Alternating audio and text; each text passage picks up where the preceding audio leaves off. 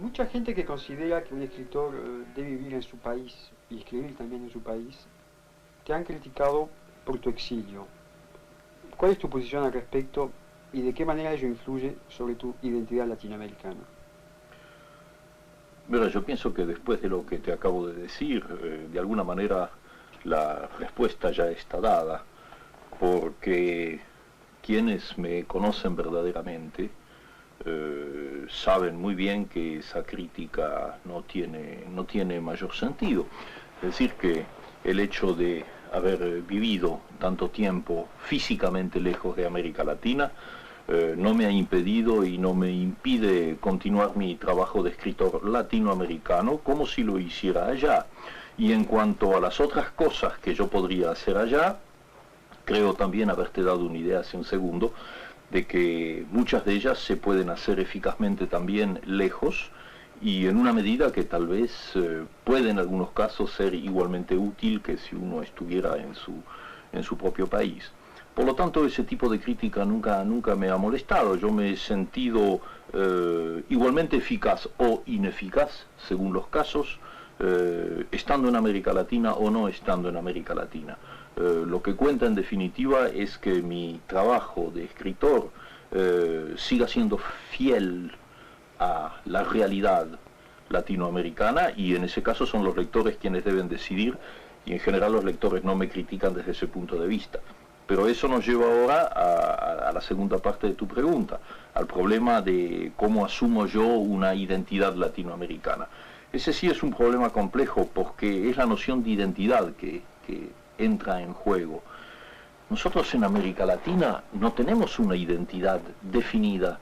Hay una identidad profunda, lingüística, telúrica si quieres, una comunidad de sentimientos y de ideales, pero no hemos alcanzado todavía nuestra verdadera identidad de pueblos. En la medida en que sigamos siendo manipulados y colonizados y explotados, por un lado por el imperialismo norteamericano, por otro lado por las dictaduras que en este mismo momento están haciendo lo que tú sabes muy bien en América Latina, nuestra identidad es una identidad un tanto ideal, es un deseo de identidad, pero que no está plenamente logrado. Cada movimiento revolucionario, cada tentativa de liberación, pienso en este mismo instante lo que está sucediendo en Nicaragua, eso es un impulso hacia la identidad. Yo soy profundamente optimista en ese plano y sé que vamos a conseguirla, en el plano individual y en el plano colectivo, en el plano de los pueblos. De manera que yo considero que la identidad es una palabra de lucha, es una consigna, no es una cosa que hayamos conseguido, todavía no la tenemos esa identidad. Estamos aislados, balcanizados, compartimentados, nos destruimos entre nosotros en querellas absurdas. Y el resultado es que la identidad sigue siendo un ideal, pero tengo también la convicción de que todo lo que ha sucedido en América Latina a lo largo de este siglo muestra que hay un proceso irreversible y que vamos camino de nuestra identidad, un camino que está costando mucha lucha, que está costando mucha sangre y que en definitiva es sin embargo un camino que ya está de alguna manera trazado en el tiempo y que, te repito, es irreversible.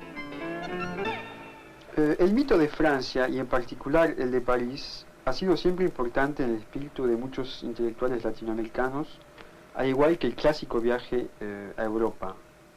Sin embargo, la realidad a menudo se ha mostrado muy dura y la frustración grande. ¿Cuál es tu parecer al respecto, Julio?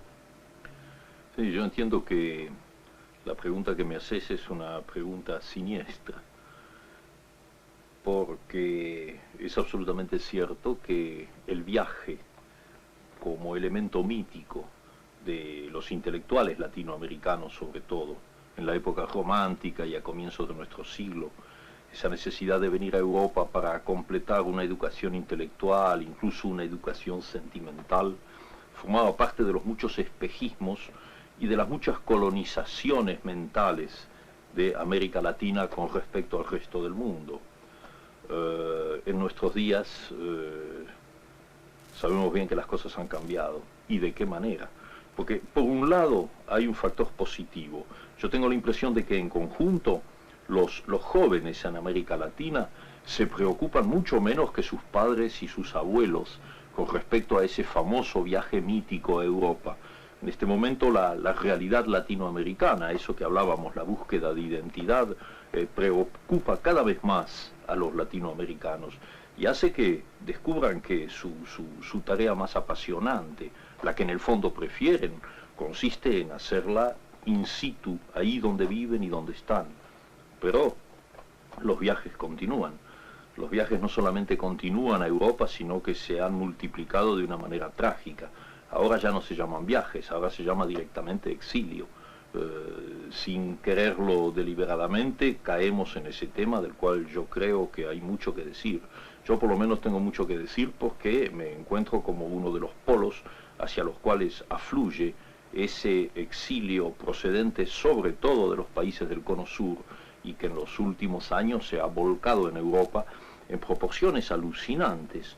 Cuando yo voy a España y me paseo por Madrid o Barcelona y empiezo a darme cuenta de la cantidad de uruguayos, de la cantidad de chilenos, de la cantidad de argentinos que están allí, están viviendo allí en condiciones en la mayoría de los casos malas, muchas veces peligrosas, y en todo caso dentro de esa angustia que produce siempre el exilio, pienso con alguna ironía en la diferencia entre los antiguos viajes a Europa, que eran los agradables viajes de placer, y este viaje que supone una diáspora, que supone una ruptura brutal hacia destinos que en la mayoría de los casos son negativos.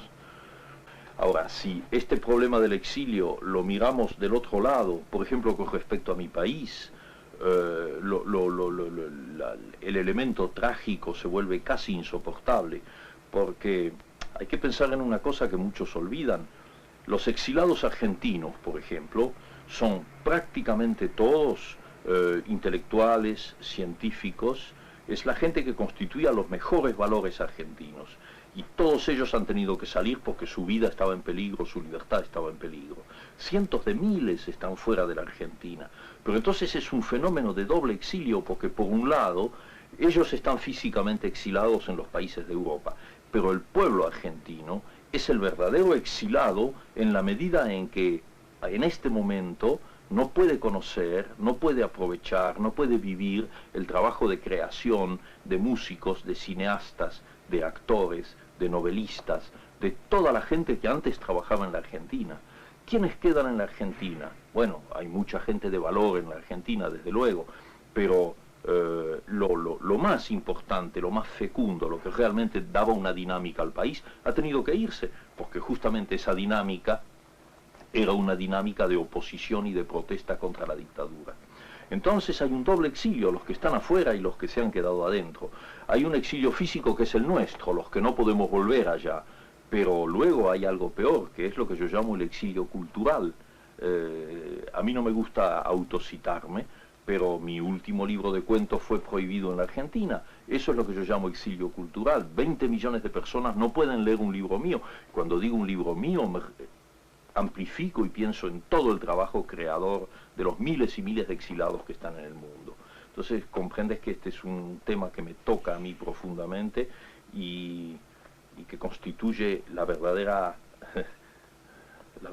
raíz de esa pregunta que parecía un poco frívola sobre el viaje a Europa.